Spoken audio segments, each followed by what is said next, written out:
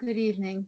My name is Nancy Farrell, and I want to welcome you to this public meeting on the D Branch Station accessibility improvements.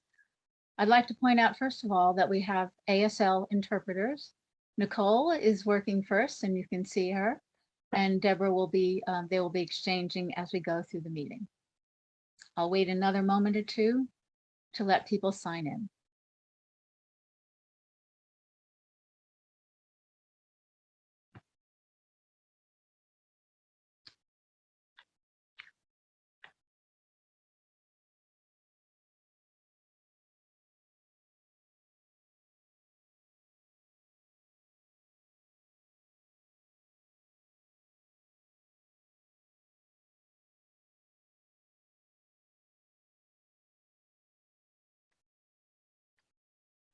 Again, good evening. My name is Nancy Farrell, and I'm a member of the Capital Transformation here with you tonight to talk about the 75% design for the D Branch Station accessibility improvements. And we're quite excited about this program and sharing it with you this evening.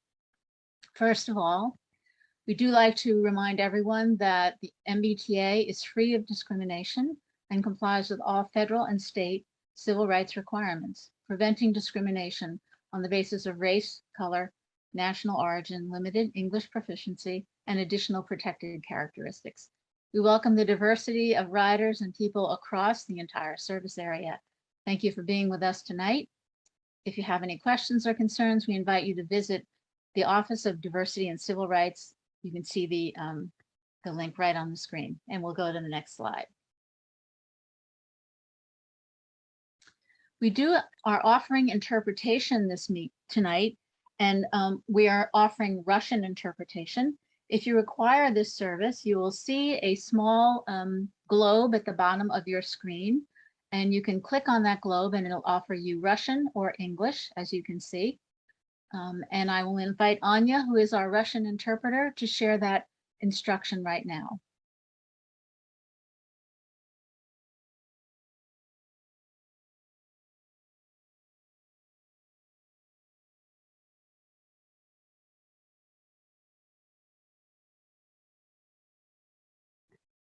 All right, I can't hear the Russian, so I'm going to guess maybe that Anya has finished giving her instruction.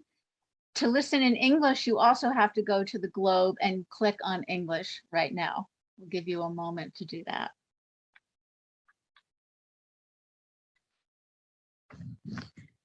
Okay, next slide, please. We also have closed captioning, and you can view that by looking. Let's see, they've changed this and I keep forgetting how it works. You see the CC live transcript at the bottom of your screen, and you can click and drag the closed captioning to move its position on the window, so where you can decide where you want to read it.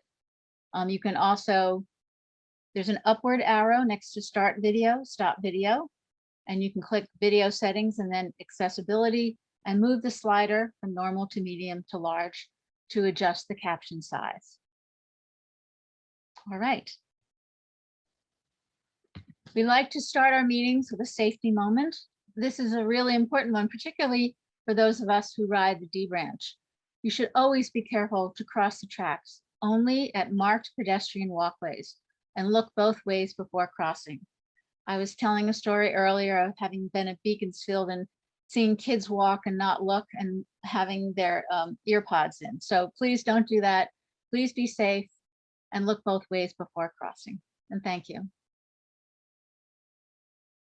So what are we going to talk about tonight? Well, first, we're going to introduce you to the Capital Transformation Program. It's a wide-ranging program with a lot of activities and a lot of construction, and I think you'll be interested in hearing the depth of the work that's underway or will soon be underway. Then we'll give you a project overview on the projects that we'll be discussing this evening, to familiarize you with them, to show you what the current conditions are of the stations. You may well be familiar with them, but we'll show you on the screen. And then we will go deeply into the planned improvements at Beaconsfield, Chestnut Hill, Elliott, and Wabbin. We will present a project timeline. As I've said, we are at the 75% design level. So we don't possibly have an answer to every single question you might ask, but you're certainly welcome to come back to us again and send us a question if we can't answer it tonight. Then we'll talk about our outreach, how you can stay current with the project, how you can ask questions, and how you can get emails from us if you don't get them yet. And then we will go to the question and answer and hear from you with your thoughts about the planned improvements.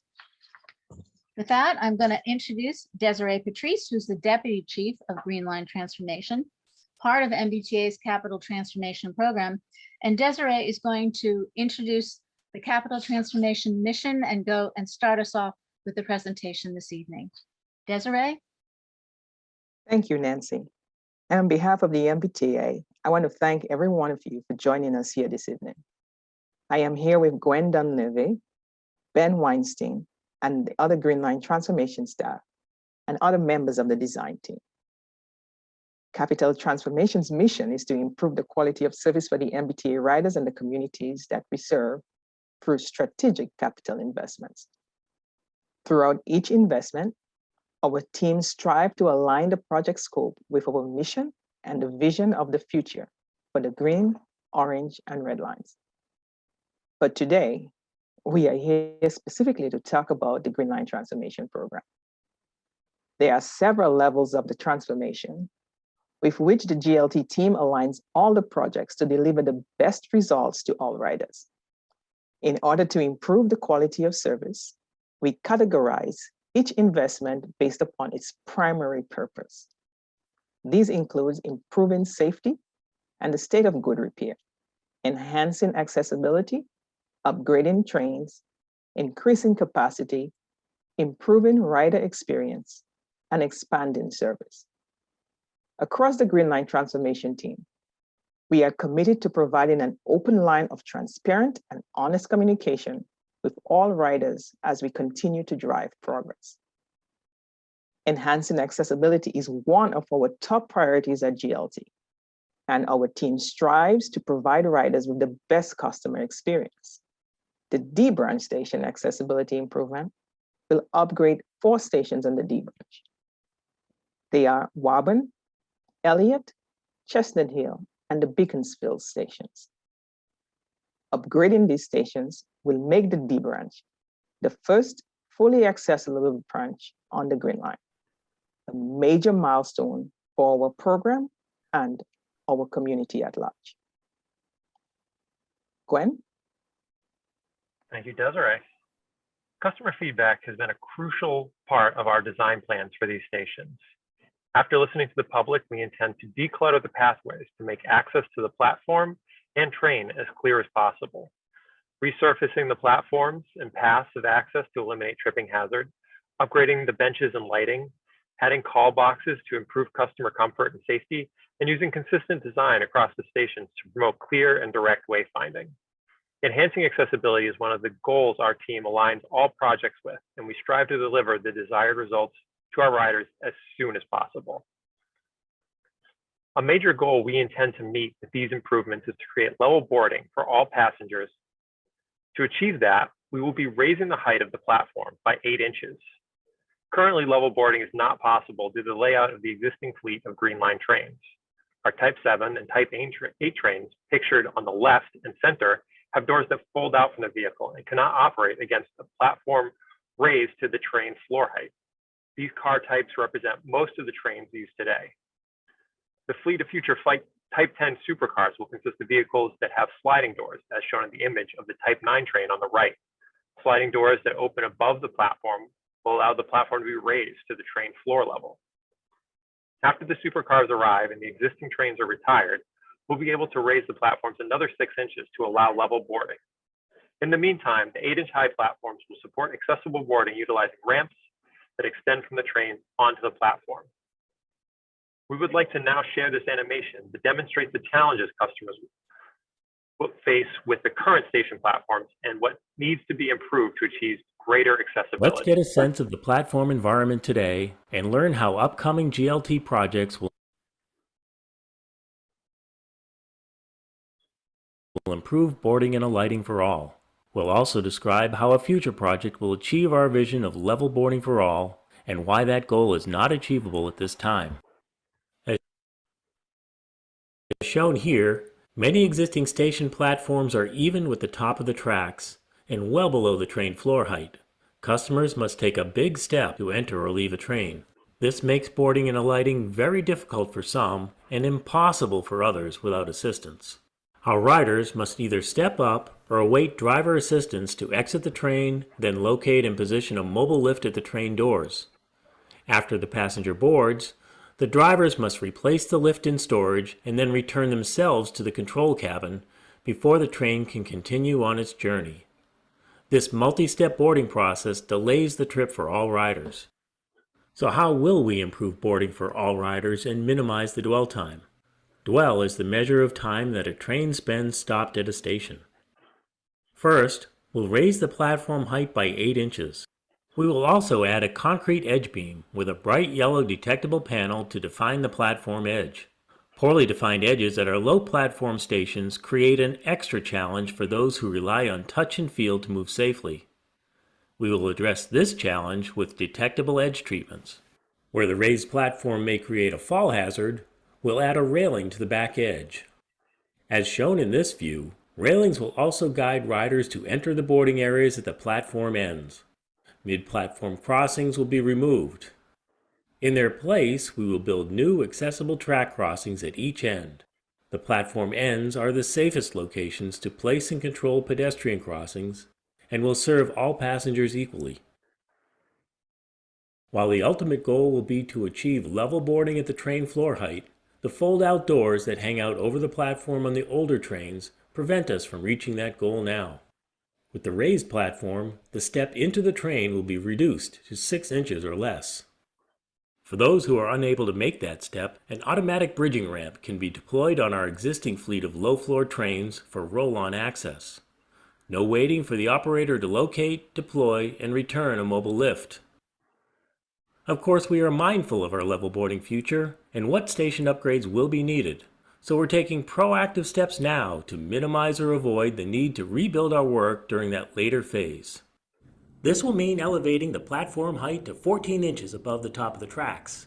But before these platforms can be raised again, our new supercar vehicles need to replace the existing fleet of fold-out door trains. Our platform designs will assure that customers can continue to board and alight the new supercars as we phase out the old fleet. Level boarding can't be achieved as long as these old train cars are still in operation. Once the supercar fleet is fully established, we'll complete the final 6-inch lift to level boarding height. In some locations, we will also widen platforms to optimize the customer experience. A higher platform also requires a longer transition from surrounding walkways to the fully raised platform height. Our constructed walkway slopes are limited by criteria intended to provide for those who have difficulty negotiating steep paths. Rather than rebuilding the platforms and transitions in the future, we'll take steps now to ensure that the platform structure and the walkway transitions are built for adaptation. We are also planning some of the finer details, such as this orange rub rail, to minimize the gap between the train doors and the level boarding platform. Another key feature of our level boarding future is the fleet itself. That fleet will be comprised entirely of the supercars, which will be outfitted with sliding doors that can be opened above the platform, avoiding a structural conflict. The sliding doors will also open wider than the folding doors to optimize boarding and alighting by all. All-door boarding, which will be possible under the future fare collection system, will complete a trifecta of boarding improvements with raised platforms and new trains to elevate everyone's experience.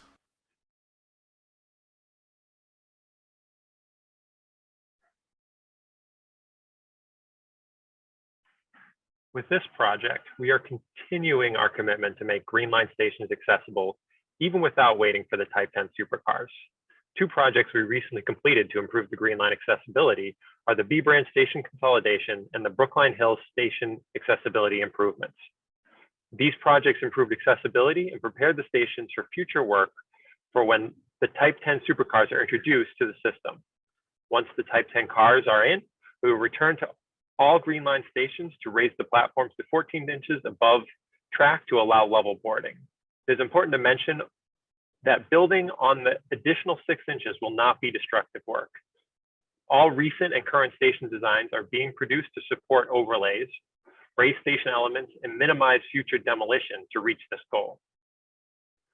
Before we discuss the upcoming improvements, let's review the work that we have already done on the D branch, and then the current station conditions to understand how these proposed accessibility upgrades benefit our riders. Over the past few years, the work on the D branch track and signal project replaced about 5 miles of track and upgraded signals along the line. This type of work is critical to our mission of providing a safe, reliable ride to those using the Green Line. But this mission is ongoing. This fall, our track work team will be upgrading track at both Wabbin and Elliott stations.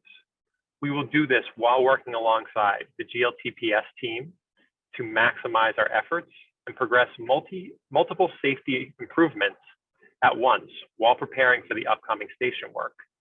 The track work and realignment done this year will set the foundation for the D branch stations. Many areas of improvement are universal across the stations. This video offers an overview of the current station conditions that will be addressed by the project. The D branch station accessibility improvements will upgrade 4 stations: Beaconsfield, Chestnut Hill, Elliott, and Wabbin. It is important to note that the areas of improvements are similar across all 4 stations. Shown here is Beaconsfield Station.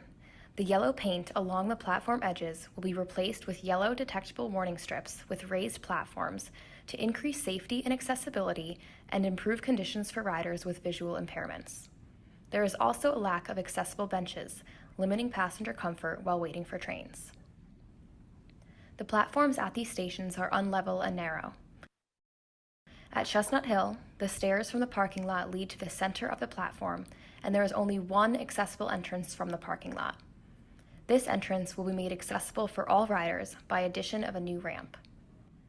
At Elliott, the track crossings have deteriorated and are unlevel, creating substandard crossing conditions and a tripping hazard. Additionally, accessible parking spaces will be repainted close to accessible station entrances. Like the other 3 stations, riders face similar complications at Wabbin.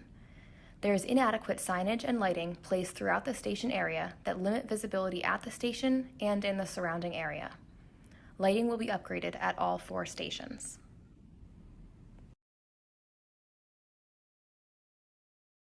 Next, let's talk about the planned improvements and project components in more detail.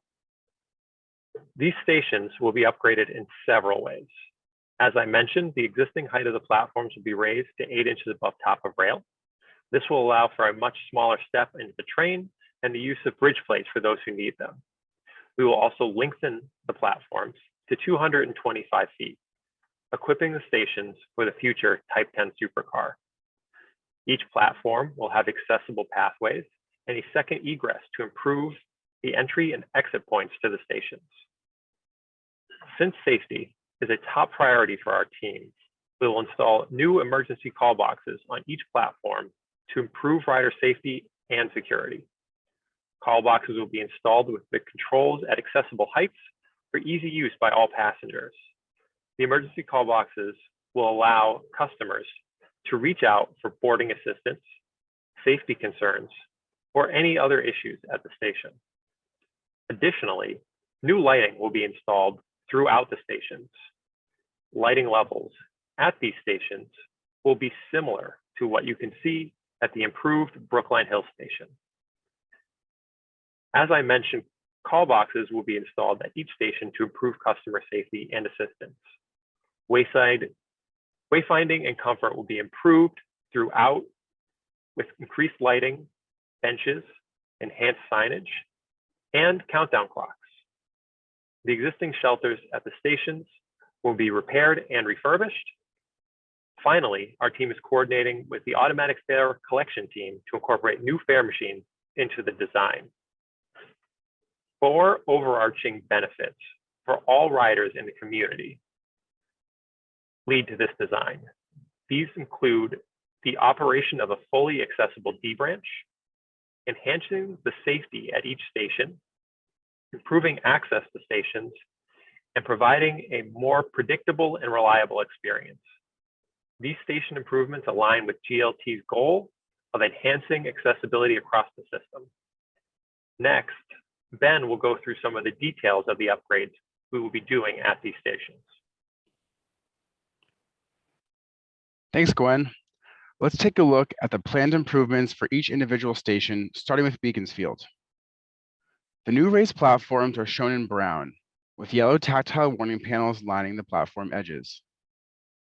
Our design includes new accessible transition walkways that lead to track crossings at both ends of the platform. These crossings must be placed at platform ends, since the raised platforms won't allow for accessible crossing midway through the station. The transition walkways will be built with a modest slope to allow us to go back and raise platform heights once our new Type 10 supercars are in service. This rendering shows how customers might experience the improved Beaconsfield station from the inbound platform. Accessible benches will be installed to improve customer comfort, and improved lighting will make the station feel bright and safe at all hours. We'll also update and relocate station signage to guide riders to their destinations. In this rendering, you can see how the outbound platform at Beaconsfield abuts the parking lot. The parking lot will be restriped, and towards the back, we have new accessible parking spots that provide easy access to the platform walkways. Railings will also be built along the raised platform to protect against falls, as the new platform will be a foot or more above the lot. It will get higher with the second platform lift for the Type 10s. Our team at Greenline Transformation is always looking for ways to improve station and community connectivity. After meeting with the town of Brookline last year, we created a design for a path between Beaconsfield Station and Wallstein Park. In this proposed design, you'll head towards the park from the platform and keep left to follow the path under the bridge. The path width will be about 7 feet wide, limited by the tracks and the bridge abutment wall, and a tall security fence will separate the path from the tracks. The MBTA will build the path to the property line, and the town of Brookline will continue as shown in green to connect to existing paths within the park. This path will transform the experience for those who frequent Wallstein Park and additionally attract more Greenline riders to this great public space. Let's move to Newton and take a look at the improvements at Chestnut Hill Station. Like Beaconsfield, platforms will be raised and tactile warning strips will be installed. These platforms will connect to accessible transition ramps and track crossings at both ends of the platform. Our team is working with the City of Newton to enhance accessibility and safety at the Hammond Street entrance by installing new curb ramps that will tie into existing sidewalks. We'll also add a new sidewalk along the north side of the parking lot.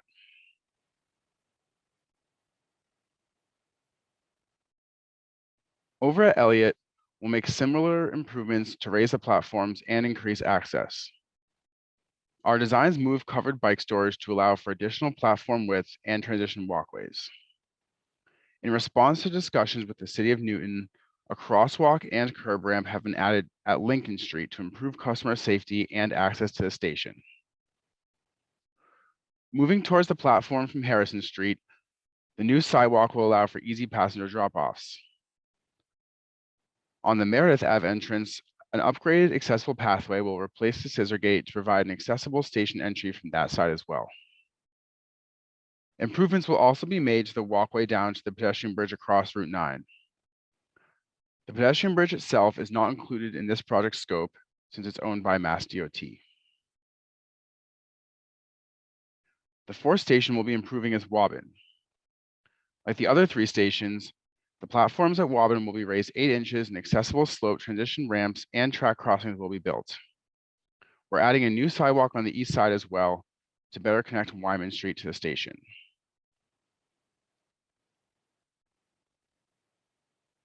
This video will walk us through the upgraded Wabbin station. We start near the Beacon Street entrance, and you can see the new accessible track crossing. This crossing leads to a sloped walkway around the back of the platform. Space constraints require walkways around the back of the platform at some locations on our project, as the ramps are built at a gradual slope to make future platform raises as easy as possible.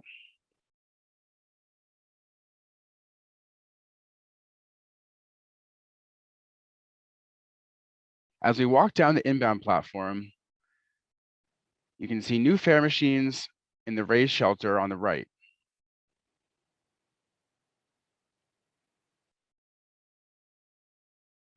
We'll follow this extended 225-foot platform to the east, down another sloped walkway, over to the other track crossing.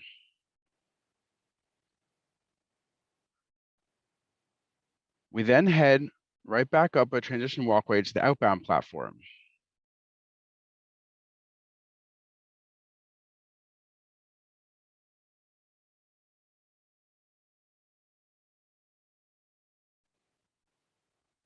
On the right, you can see the rehabilitated concrete wall, new benches, and relocated signage. This walkthrough demonstrates the user experience at Wabbin station, but these upgrades will look similar at all 4 stations that are part of this project. The design consistency at these stations will help provide a smoother customer experience along the D branch.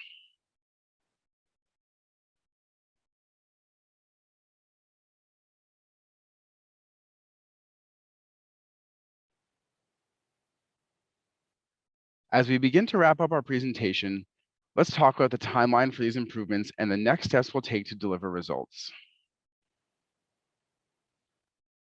Earlier this year, our team met with and received valuable input from several community groups in Brookline, including the Transportation Board, Parks and Recreation Committee, the Commission on Disability, and the Shared Mobility Advisory Committee. From the City of Newton, our team met with the Commission on Disability and the Newton City Council. We will continue to work with these groups as we progress our design to incorporate all comments and ideas into our projects. Following tonight's meeting, we will provide a final design progress update in the fall.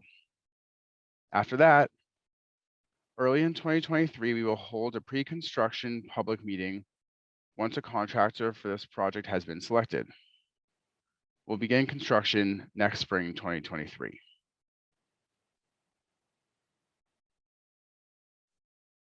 We look forward to our continued collaboration as we move forward with our schedule, bringing even more safety, reliability, and accessibility to neighbors and riders of the Green Line.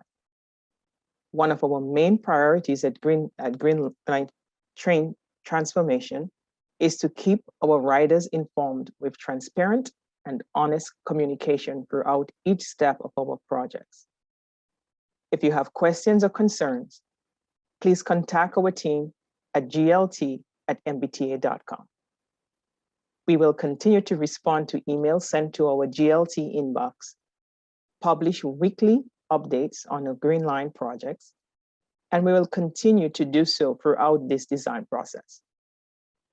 We encourage you to subscribe to alerts at mbta.com/alerts and monitor the GLT website for the most up-to-date information. Nancy?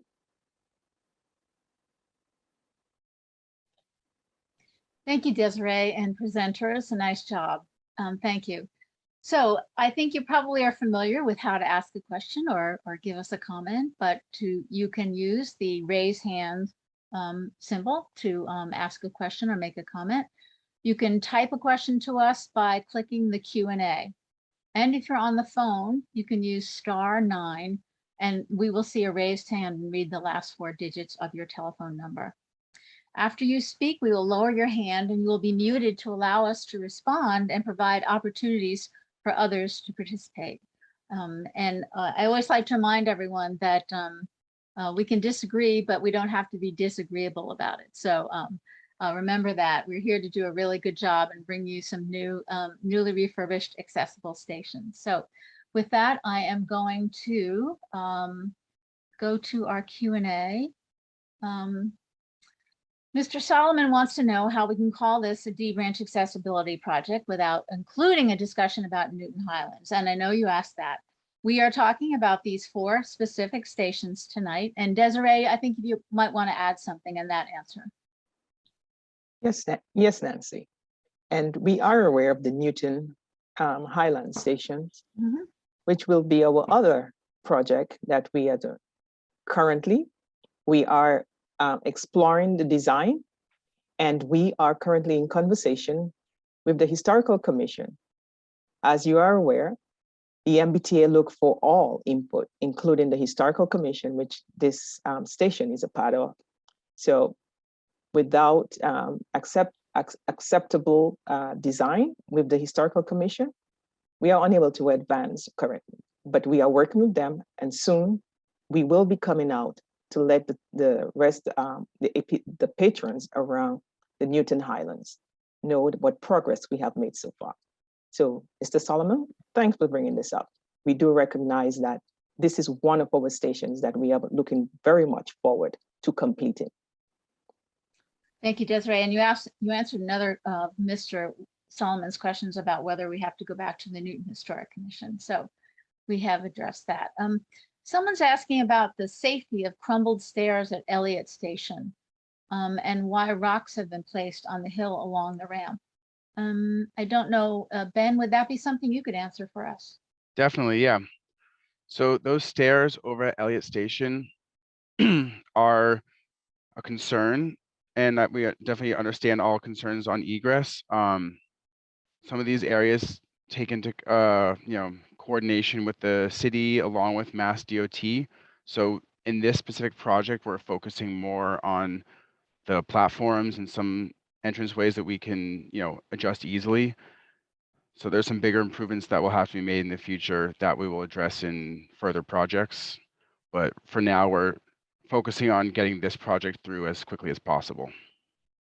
Thank you, Ben. And here's another question, and I'm not familiar with this, but one comment on furnishings at stations. The leaning bars at Brookline Hills and Park Street are pretty much useless for ambulatory riders.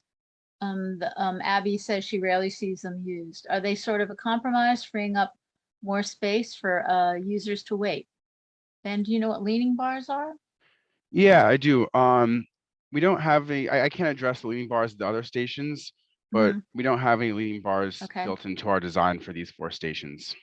Okay, well, that should solve that problem then. And then the same questioner at Brookline Hills, the complicated geometric planes of stone leading from the sidewalk level to the platform are nice, but seem to invite tripping, particularly when you're descending in dim light. For other stations, please consider a more straightforward layout with more central rather than peripheral space devoted to ramping. It sounds like Abby knows her geometry, Ben. Yeah, I can take that one too. Again, I was not involved in the Brookline Hill Station. I do know what she's referencing, but we do not plan on using any of those materials on these stations. They will be just standard gray concrete. Okay, all right, great.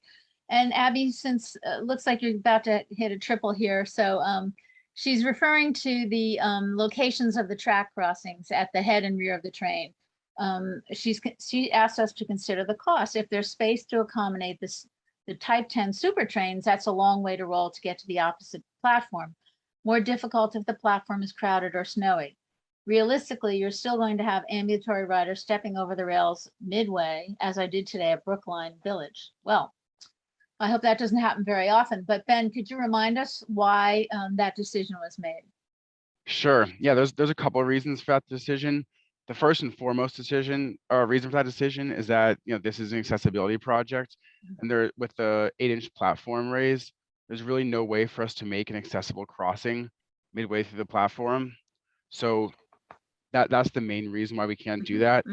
Additionally, with the crossings at each end of the platform, keeping that down to 2 helps with safety. And we understand that, I guess you may be able to cross wherever, but we would like to try and guide riders to safer locations where operators know that people will be crossing.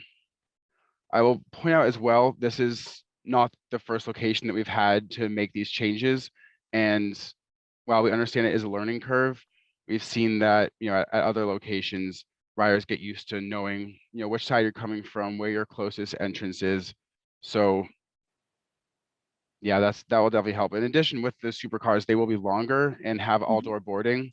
Mhm. So hopefully that should minimize the distance you have to travel to a door in a wheelchair, because at bare minimum, the new supercars are over 100 feet long. So there should be a door relatively close to where someone's waiting on the platform. Great, thank you. Let's see. I forgot to ask if there are any elected officials who want to speak. I apologize. I don't see any.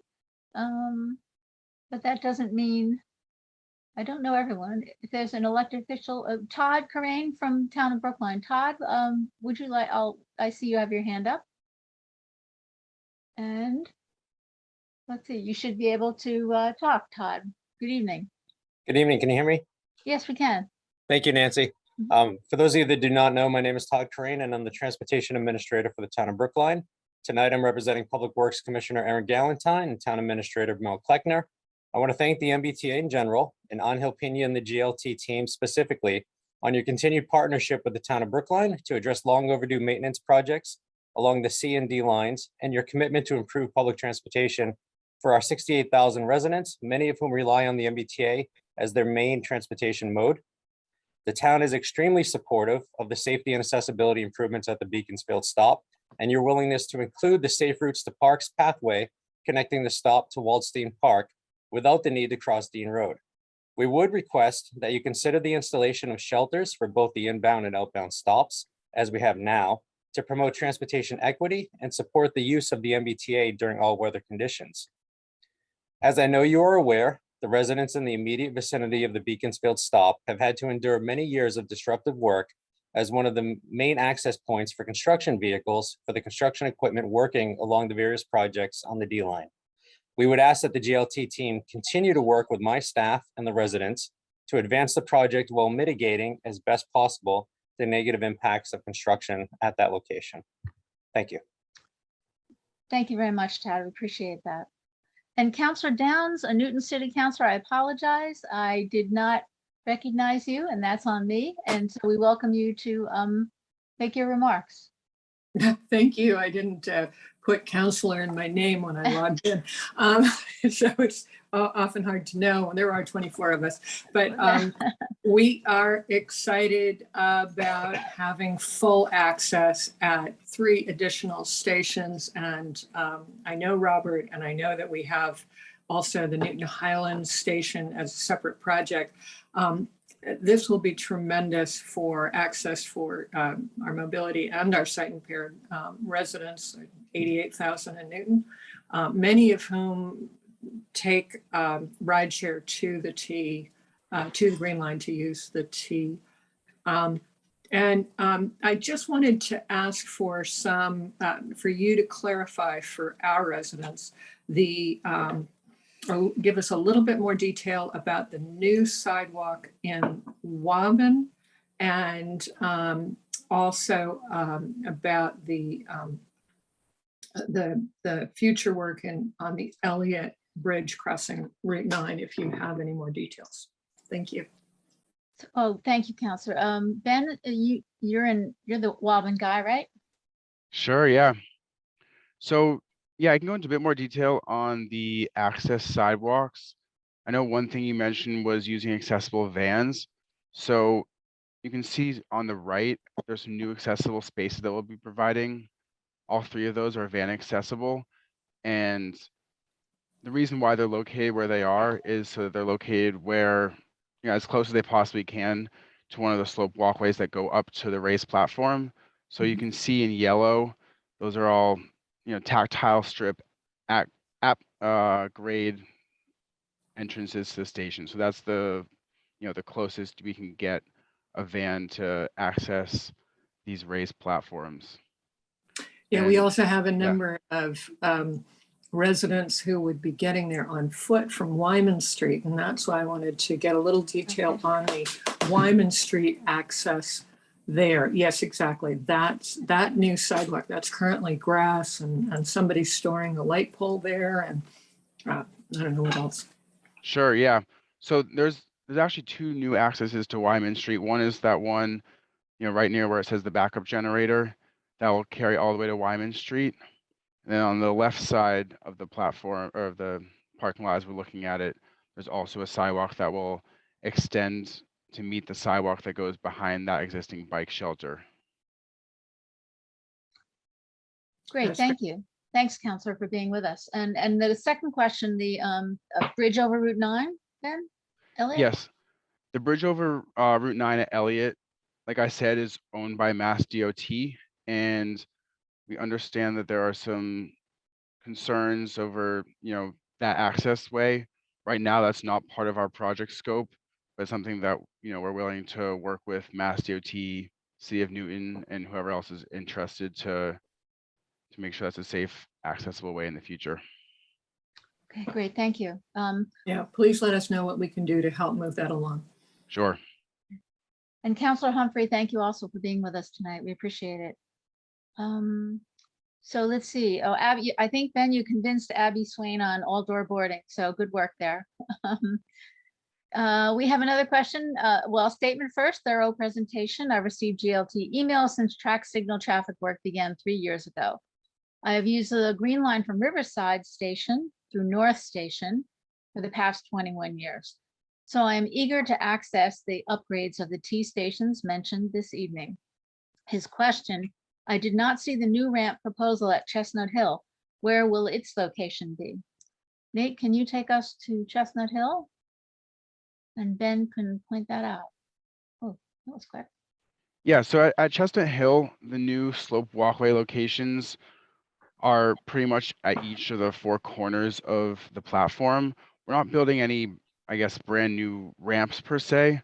There is a new walkway that will go from where we show the existing bike shelter that will go all the way to Hammond Street and connect to, the new ramps and sidewalks there. And on the other side, we connect to the Middlesex Ave entrance, which is sort of at the bottom of our screen here. And then I guess the rest of the ramps, or we call them slope walkways, will go from the parking lot to the station on either direction. Okay, great, thank you. I see Mr. Litvin. I think we will unmute you, Mr. Litvin. Hello? You should, yeah, there you go. Oh, hi, Ms. Farrell. Thanks so much for recognizing me. So course. I'm speaking, I have a few questions and some feedback on behalf of the residents and the butters at Beaconsfield, Clark, Dean, and Clinton Roads. I know the last meeting, this is a follow-up from Dad. I expressed some significant concern about the tunnel project that passed between the Wallstein Park and Beaconsfield. And I feel very strongly, I appreciate Mr. Curran's familiarity with the issues of Beaconsfield abutters being very unhappy about both the prolonged projects and the noise impact. I would have appreciated if the town of Brookline, on top of their familiarity, would have not been pushing for projects that are only going to exacerbate the noise issues here and prolong the needed work for accessibility. So I would say that residents must be informed of these proposed changes and made aware in terms of the work between the park and Beaconsfield, made aware of the anticipated disruptions up to the decibel level. And we must be afforded opportunity to make our opposition or support known before a final decision is made. I only found out about it from an MBTA email a few months ago, and I was really shocked that resident input was not requested. I feel like there should be a mass mailing from the town. There should be robocalls going out from the town to get feedback from people who are going to be most affected by that. So that's my top concern. I would also I know that you had a timeline for the entire project, that the anticipated start date is spring 2023 and completion by winter 2023. Do you have some granular details for Beaconsfield specifically? Is it going to be the same for all stations, or is it going to be is the work going to be simultaneous, or is it going to be station by station? Ben, I think you can address that. We don't have, Mr. Litvin, we don't have all the final details yet. So you'll have to be a bit patient with us, but Ben will tell us what he can. Yeah. Yeah, like Nancy said, we're still, I guess you could say, ironing out the details of how best to do this construction work. We're hoping to be able to use surge techniques like we have done in the past on the D branch to try and minimize disruption. So you could expect those in the summer or fall of 2023. We'll definitely be working on more than one station at a time, but again, we're sort of, they might happen in pairs. They might happen all at once during some surges. We're still working on those details. Okay, great. I know one thing I mentioned during the last meeting is, as I'm sure you know, with the previous track and signal project here, it was supposed to be, I believe, a one-year project that got extended to 3-year project. So needless to say, we have very little optimism about those sorts of deadlines. We would like to see more accountability, and we would also like to see a noise hotline that's going to be different from the glorified answering service we had earlier. We would like to have a direct connection to a foreman who can actually be proactive as soon as he gets a call about excessive noise.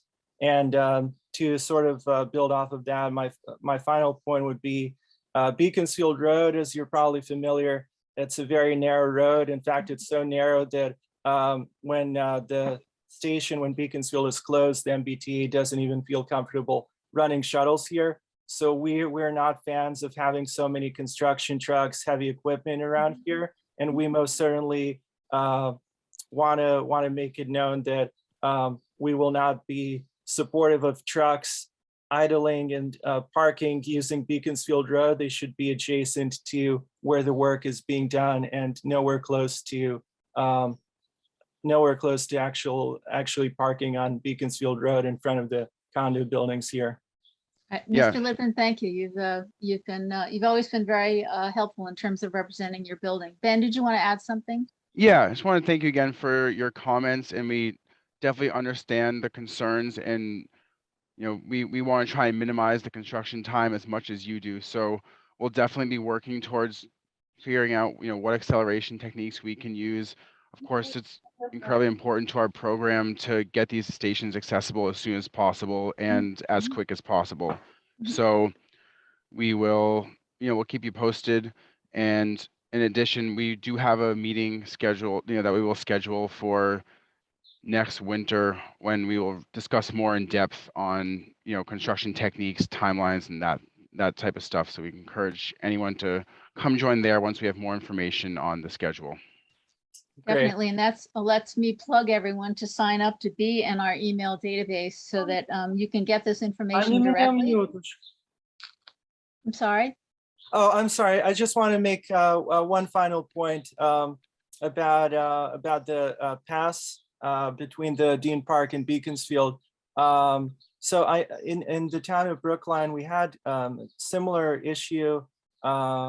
Wasn't MBTA, but there was a muddy, Mr. Karan is probably familiar. There was a muddy river footbridge, and it was a very long-standing conversation between the abutters in the town before a decision was finally made. So I think that input is very much necessary because there are also public safety concerns surrounding that kind of building that kind of pass, especially during nighttime. So we feel that those issues certainly need to be addressed before any work begins at Beaconsfield. I think that's of top priority. Thank you. Thanks for joining us again. We have, let's see, I have again someone who's seconding Todd Corain's comments, including the one about access to Wallstein Park and about the need for shelters. People in wheelchairs can't hold umbrellas. Good point. Thank you.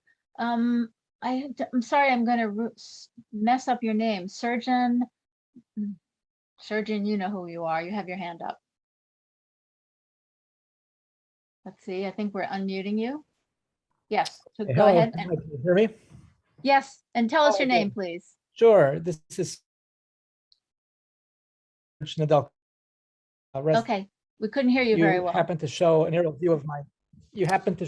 view of my house next to the Elliott T station when you presented the Elliott slides. So I've been a user of that station July 1st will be 30 years exactly since I moved to the neighborhood.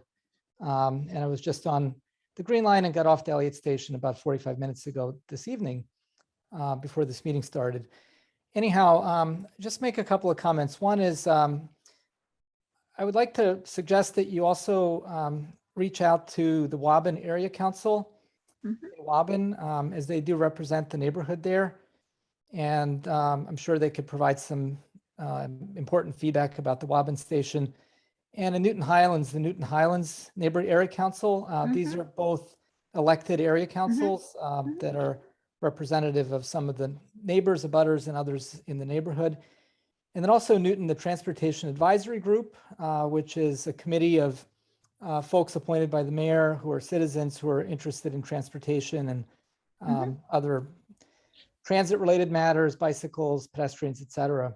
And so I think you could get a lot of good feedback, and I'm sure the folks there would love to provide an opinion about these stations. Thank you. I think many of those people are on our list, but we'll make a special effort. Oh, thank you so much. And then I don't know if you could put up the Elliott station on the slides. Sure, we can do that. There it is. Oh, excellent. And really appreciate some of the changes that were made from the original drawings, especially with the crosswalks and the accessibility, getting to the parking lot and kind of crossing the parking lot. That's been a big problem. People have tripped on those curbs, et cetera. They never get plowed. And you're just basically walking in the street there all winter long whenever it snows.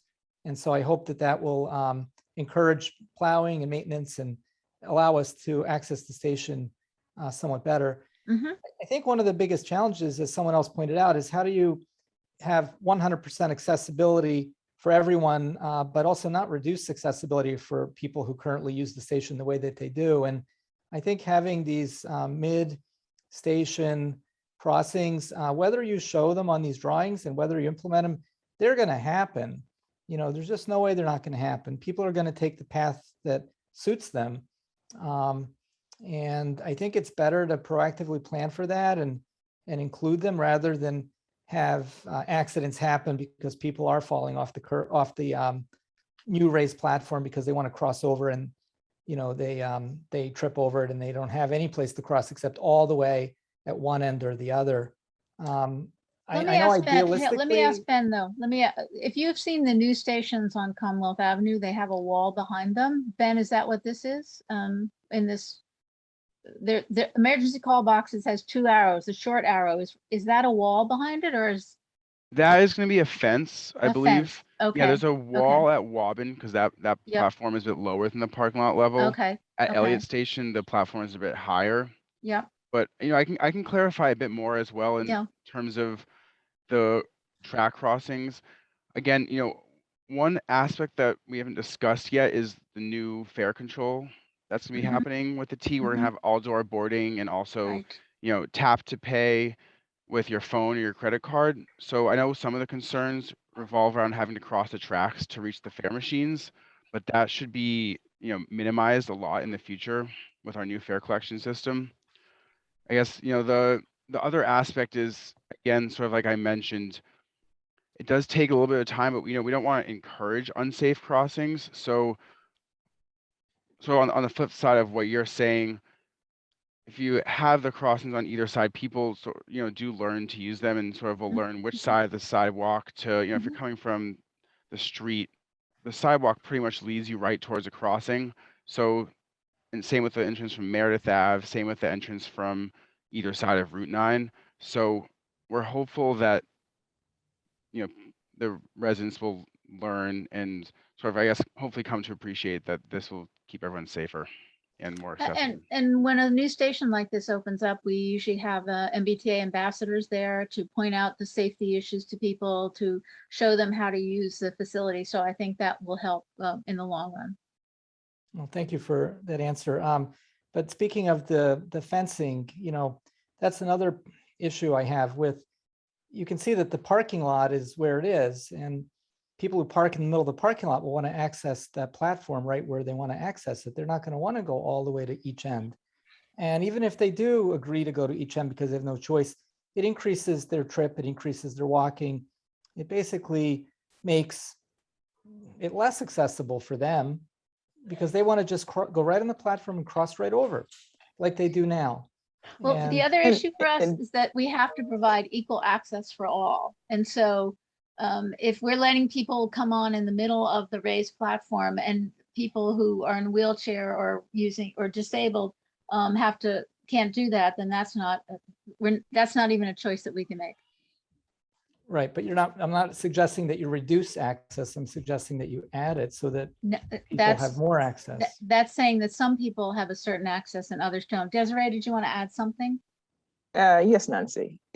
What we're trying to do as well is create designated areas where people can cross back and forth. The trains are going to be longer with raised platform.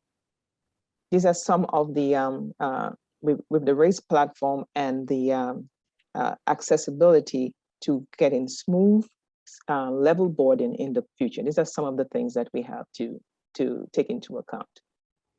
So okay, thank you. I just have one other comment not related to this, if you can give me a minute more, which is when I observed the Brookline High School platform, Brookline Hills Station, I noticed the implementation of, I believe I counted 14 surveillance cameras on that station. Is there an intention to add surveillance cameras, for example, at the Elliott T station?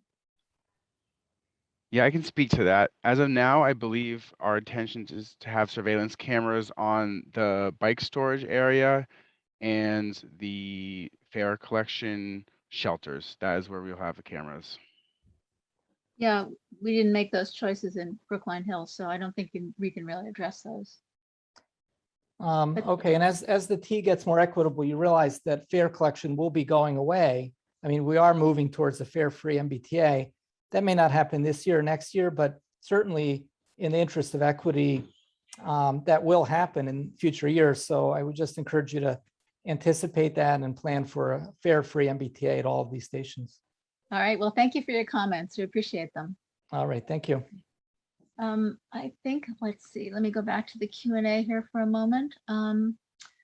Dmitry Gridnev, who's Chief of Staff from Representative Balzer's office, who says that Representative Balzer has had continuing conversations with the GLT team about these stations, and she appreciates that the MBTA has incorporated some of the recommendations that Representative Balzer passed on from constituents. So we're happy to hear that, and thank you, Dmitry, for joining us. Let's see. Abby Swain actually points out that the passage between Beaconsfield and Wallstein, Brookline residents in the area first proposed this access to Brookline's Public Transportation Committee back in 2016 and 2017.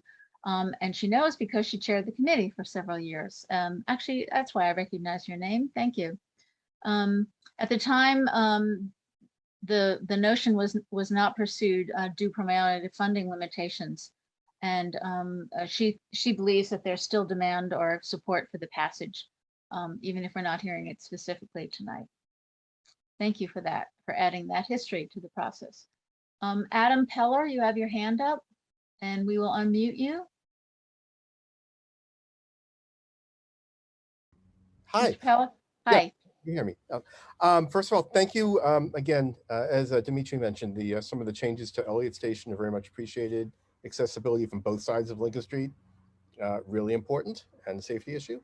My question tonight is about a different part of accessibility, sound system.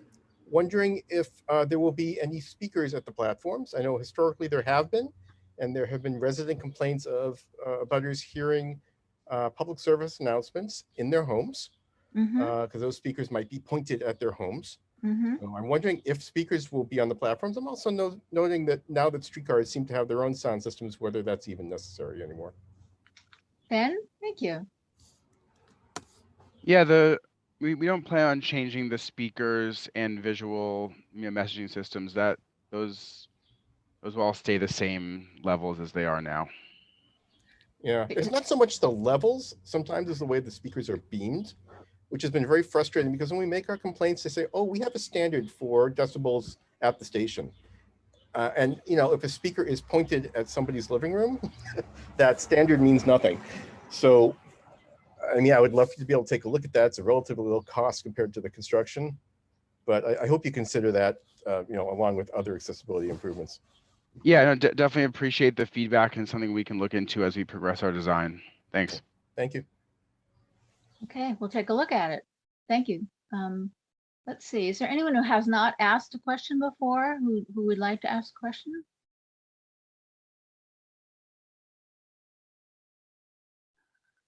I don't see any new questions.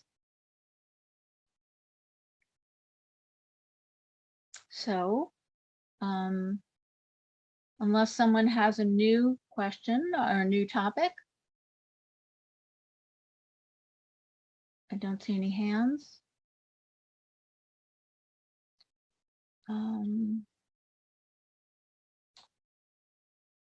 Let's see.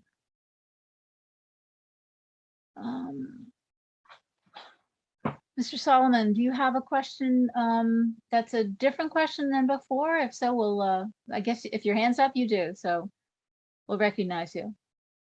We're It's getting not a near the different- end though, so thank you.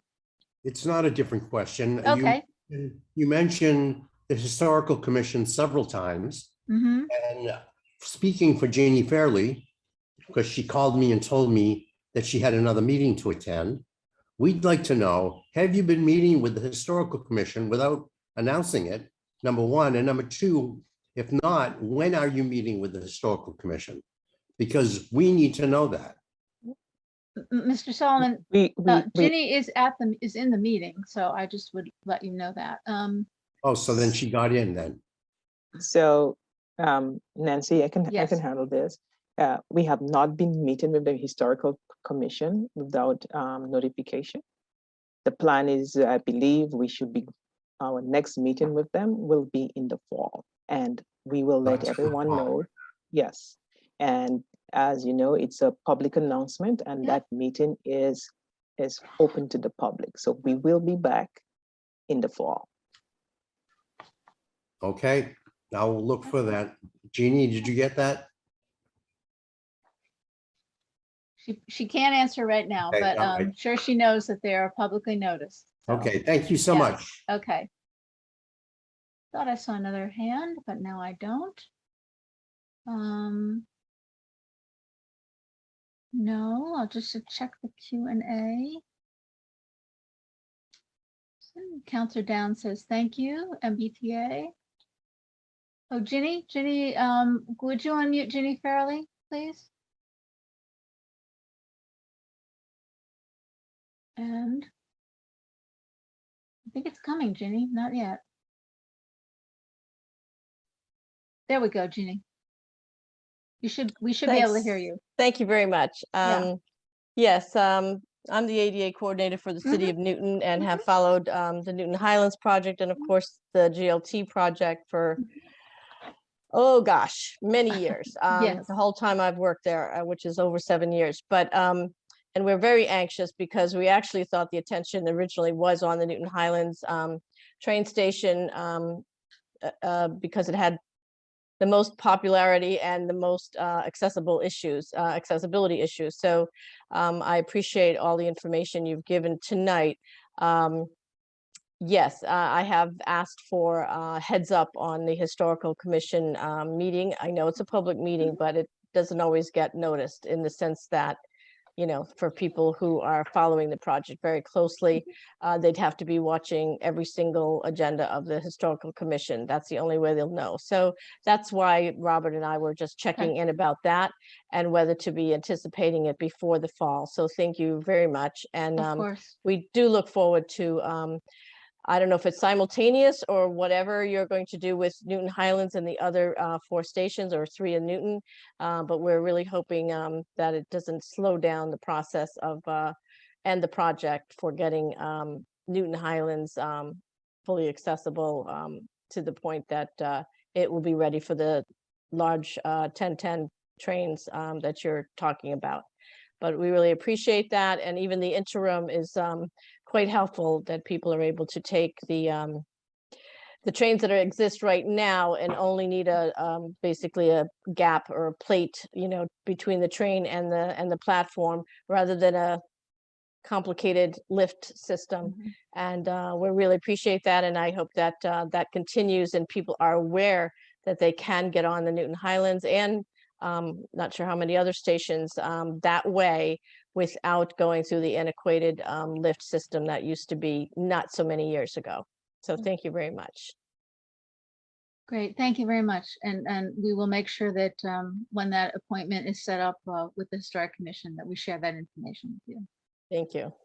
Appreciate it. And I did, maybe for our final question, will the slide deck be available separately from the recording? I believe the slide deck was posted this afternoon on the project website. And if someone can correct me if that didn't happen, but that was our intent. So you would be able to go back and look at the details, and I hope you'll do so. And the email address is mbta.com/GLT. And we would be very happy to have any comments that you have. You can write to us at glt@mbta.com. If you look at the materials afterward and have any other ideas, suggestions, we really appreciate you joining us this evening. Don't be shy, let us know what you think if you have other ideas, and we will see you at another meeting, I hope, but definitely in the future on another 4 stations accessibility project. With that, I wish you a very good evening, and thank you again for joining us.